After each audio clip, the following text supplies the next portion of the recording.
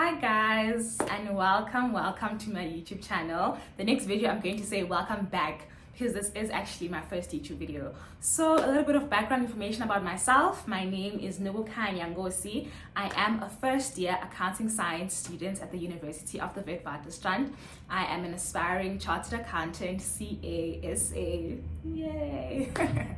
So basically this channel is going to be about documenting my journey, which is going to take 7 years. 3-year undergrad, 1 year honors, 3 years training articles, 2 board exams, and to me qualifying as a chartered accountant. So this channel is going to be about academic tips, motivation, university life, and just all in all me qualifying as a chartered accountant. So please do subscribe, turn on your post notifications, tell your friend to tell a friend to subscribe. Thank you very much. So I matriculated back in 2024 with 5 distinctions and an 86% average. One of my highest marks was life orientation, which I secured a 95% in. I think it was actually my highest mark here. And life orientation, I think it's one of the easiest distinctions to get, yet a lot of people don't get it. So basically this video is going to be about me telling you and advising you on some study tips on how you can bag that life orientation distinction. Because if you're looking to aim and get 7 distinctions, that 7 distinction is not 7 distinctions without that LO distinction, okay? You cannot afford to flop at LO. It is around the corner, I understand, but you still have time. You have time, give it your all. It is not general knowledge. Don't listen to people who say life orientation is general knowledge. It is not. You will get 50% if you go in there thinking it is general knowledge, because it is not. In front of me, I have my life orientation exam guideline. Exam guidelines are really key to scoring a distinction in any subject, because there's nothing that the government, the DBE, will ever ask that isn't in your exam guideline. Number 1, in approaching your life orientation paper, I'm going to put up a screenshot here from the examination guideline, and it has keywords.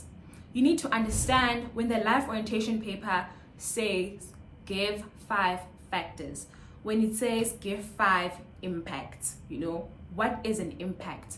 That's what you need to go and do. Be able to differentiate when the paper says explain, when the paper says give impacts, when the paper says give consequences, right? Because you need to know what to answer and as well as how to answer.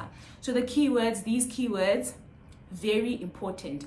Take time, understand what is meant by distinguish, by predict, by what are the effect, what are the causes. These are the kind of words that are going to be used in your life orientation paper, and it is so important for you to be able to understand what is meant by them so that you can actually know how to approach the question. Now we're looking at the mark allocation. This is the mark allocation, right? The mark allocation is actually a guide on how many points you need to write, right? If it says, like here, 1 times 2, it means you must write 1 point and you're going to get 2 marks for that 1 fact, basically, right? If it says 2 times 3, it means it's 2 facts. Each fact will count 3 marks. I hope that's clear. I would advise outsource your notes. Go to stanmorephysics.com, life orientation, grade 12. I'm going to try to put up a video so I can show you the kind of notes that you get that are more in detail than your textbook, right? But still covering the basic content of what the textbook needs you to know, right? Studying LO is important. It is not general knowledge. You need to know the different topics that you're going to be tested on. So you're going to be tested on 6 topics. Let's start with topic number 1, development of the self in society.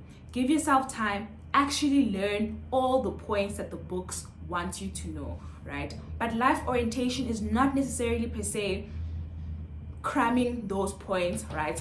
When you're talking about development of the self in society, we're talking stress management, we're talking conflict resolution, human factors that can cause ill health, right? But now what you as a matriculant need to do when we're talking stress management, how are you going to manage your stress? I think that's the key in securing your LO distinction. You can see here, this is the content of your paper, right? Development of the self in society, it says human factors that cause ill health. How can you stay healthy? With social and environmental responsibilities, it says environments and services which promote safe and healthy living. How can we promote safe and healthy living? So make sure next to your notes that you've gotten, include mitigation strategies. How are we going to solve this in terms of stress management, low self-esteem? What can you do in order to mitigate that, right? The causes, the content, and how are we going to mitigate it? Basically is what you need to know for every topic. There's a topic called study skills, right? On here it says importance of SBAs and obtaining the NSC, strategies to follow in order to succeed in grade 12. These are some of the points that the guideline says that you must cover. But now think broader. That's the key to obtaining a life orientation distinction. Broader thinking. They talk about succeeding in grade 12, right? Start thinking university, right? Start thinking what steps can I take today in order to get to university. Start thinking also, remember we said we learn the content, which is what is written in the examination guideline. We're also going to learn mitigation strategies. So what are some factors that can affect someone from not being able to obtain and succeed in grade 12? You understand? Also, how are we going to succeed in grade 12? Noise-free environment, right? You're going to need to be healthy physically as well. These are the things that you are putting on how you are going to obtain the NSC, right? All right, another tip, past papers, guys. When you go to past papers, you'll see that a majority of the paper is essay questions. You need to write 2 essay questions. If I'm not mistaken, they count 40 marks, right? So I advise you, write an essay. Write an essay about your school life, your matric year, strategies you can use to succeed in matric, how you are going to succeed after matric, things that could possibly happen to you in university that can lead to affecting your health, either mentally, physically, socially, stuff like that, and how you plan on mitigating these things that could happen to you. Have an essay in mind. Another essay that I feel like you'll never ever go wrong with, write an essay on entrepreneurship. Write an essay on what is entrepreneurship.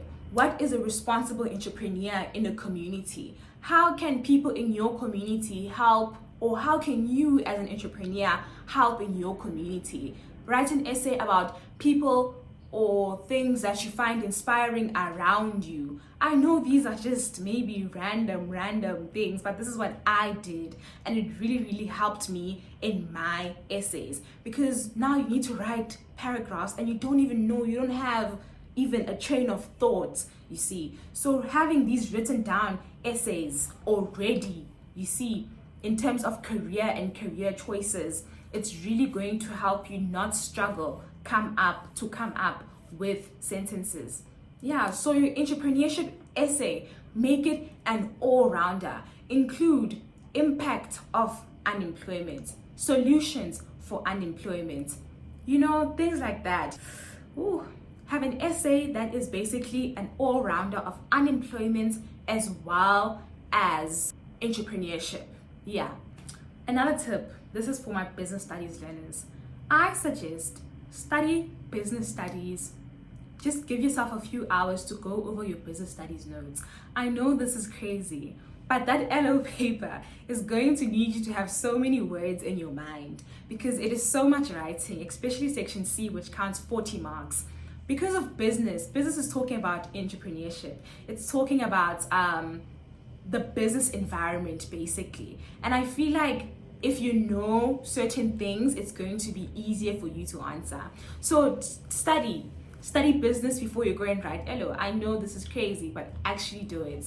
Come back here and tell me if that's not going to help you. Have your essays written. Have your essay, your all-rounder, that is going to be including unemployment.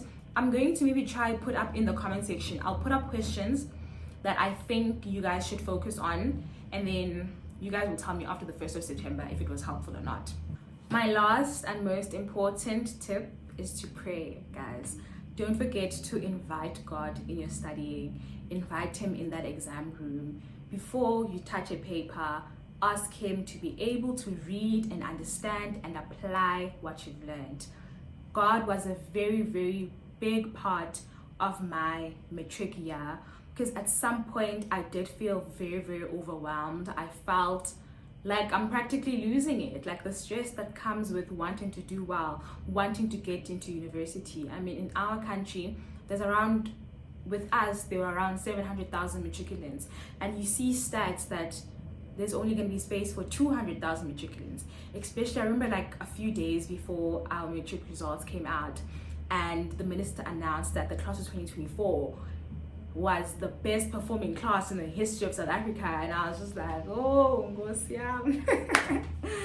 But he will never fail you, he will never leave you. Always invite him in your studies.